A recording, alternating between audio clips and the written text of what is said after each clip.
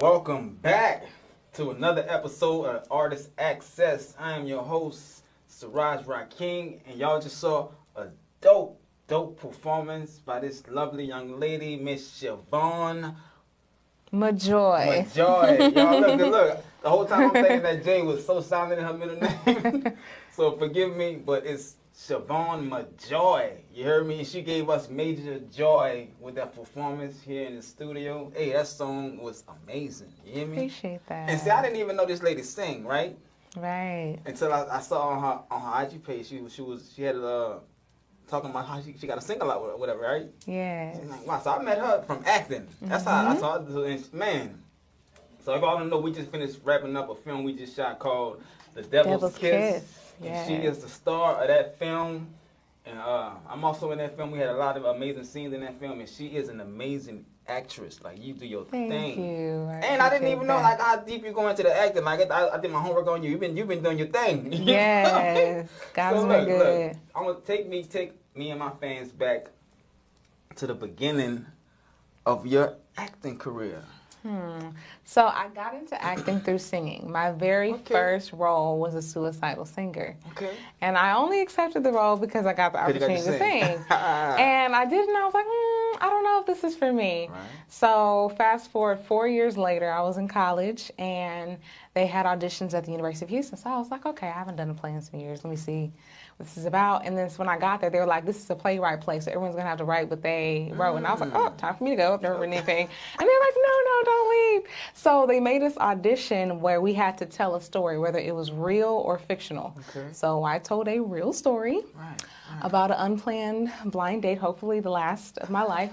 And people thought the story was hilarious, so I was one of the people chosen out of the 400 people there to audition, and it was tough because I was in school working full time, and we had rehearsals Monday through Friday, 6 to 10, and literally the director would be like, okay, you're gonna come back tomorrow, you're gonna have a 2-minute play, and you are going to have to involve a newspaper and, you know, talk about the color green. And we would literally have to come back with not only it typed out, but we would have to perform it. And so that experience, it grew me like, oh my goodness. But it was like after that, I knew acting was for me. Right. And one of the 2-minute plays that I wrote, like the night my mom came, because we performed all the shows like 6 times, I like bust out crying in the middle of it. And I was like, man, Shavon, really? You're crying? But everyone was like, no, that's the best you ever did. And I was like, okay.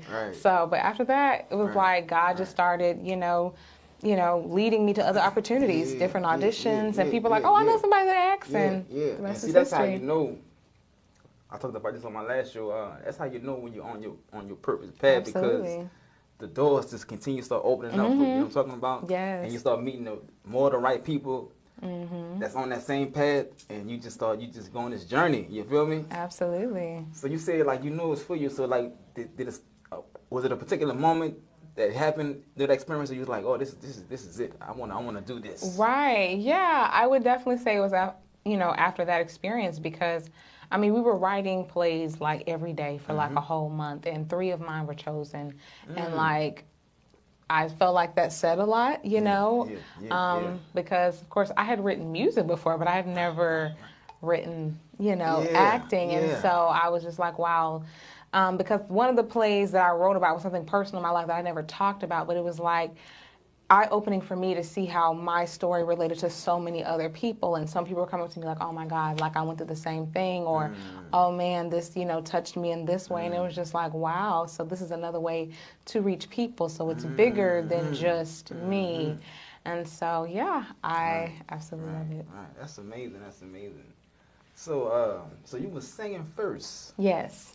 Okay. So when did all of that singing begin? I've been wanting to be a singer since I was 3. Like, I'm going to ask my parents. I would get up and in the morning and go in the bathroom, and I would be singing to the top of my lungs. And I probably wasn't that great when I was younger, but as I got older, I got better. And like, I watched my mom sing. Okay. So my mom, she sang in churches, and she used to sing with a group called Southeast. Yolanda Adams was a part of it before she went solo. Okay. So yeah, so I was a baby listening to, music, and of course gospel was my foundation and everything. So yeah.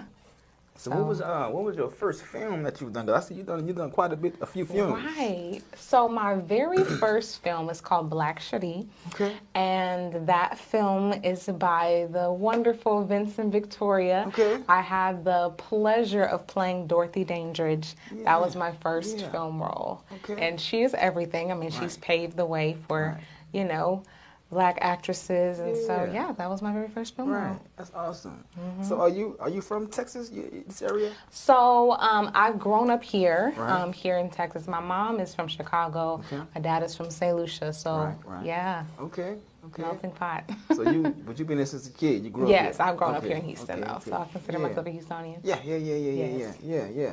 So you've been acting, and you started off writing some play work, a little bit playwright stuff. So is that in the near future? Do you plan on writing more scripts and maybe getting off into producing and your own films and whatnot? I definitely want to do that at some point.